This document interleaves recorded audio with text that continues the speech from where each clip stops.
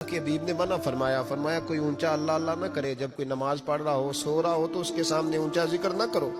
کہتے میں ایک دن اونچا اونچا ذکر کر رہا تھا، اونچا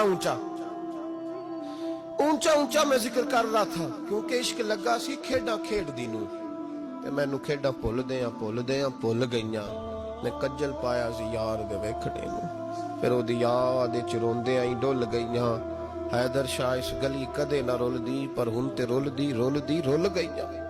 کہتے میں اونچا ذکر کر رہا تھا تو حضرت عمر فاروق رضی اللہ تعالیٰ عنہ نے ڈانٹ دیا، فرمایا تجھے نہیں پتا حضور نے منع کیا؟ تو عمر نے ڈانٹا تو میں چھپ کے بیٹھ گیا کونے میں۔ حضور آئے نا نماز پڑھانے تو محبوب نے پتہ کیا وہ عبداللہ کدھر ہے؟ کہتے میں کونے میں تھا، حضور نے فرمایا کیا ہوا؟ تو میں رو پڑا، میری عزت بڑی تھی نا مدینے میں، کبھی کسی نے کچھ نہیں کہا تھا۔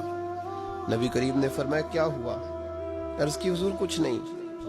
پھر بھی بتاؤ؟ کہتے میں رو پڑا، میں نے کہا یا رسول اللہ میری غلطی تھی تو سیدنا فاروق اعظم نے ڈانٹ دیا ہے۔ فرمایا ہوا کیا؟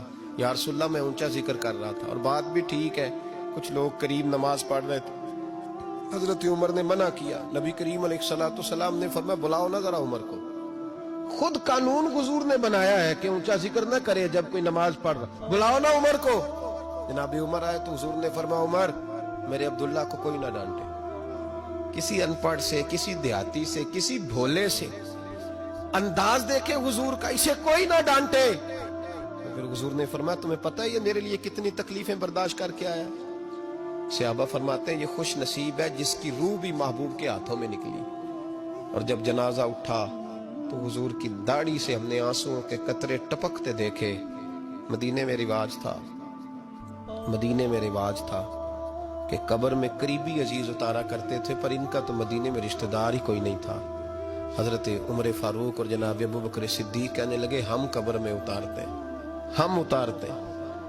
جب ان دونوں نے اٹھایا قبر میں گئے تو کہتے ہیں کمال دیکھو اللہ کے رسول ہم دونوں سے پہلے قبر میں اتر گئے، اور حضور نے یل بدایا ون نہایا میں موجود ہے، کب مجھے دو میں قبر میں اتارتا ہوں۔ کہتے ہیں حضور نے تنے تنہا پکڑا، تنے تنہا قبر میں اتارا، پسے مردن فرشتوں نے جو تلاشی لی تو کیا نکلا؟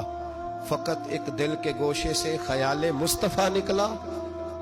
نبی کریم علیہ السلام نے قبر میں رکھا اور ساتھ فرمایا اے اللہ میں آج شام تک اس سے راضی تھا، تو بھی اپنے کرم سے اس سے راضی ہو جا۔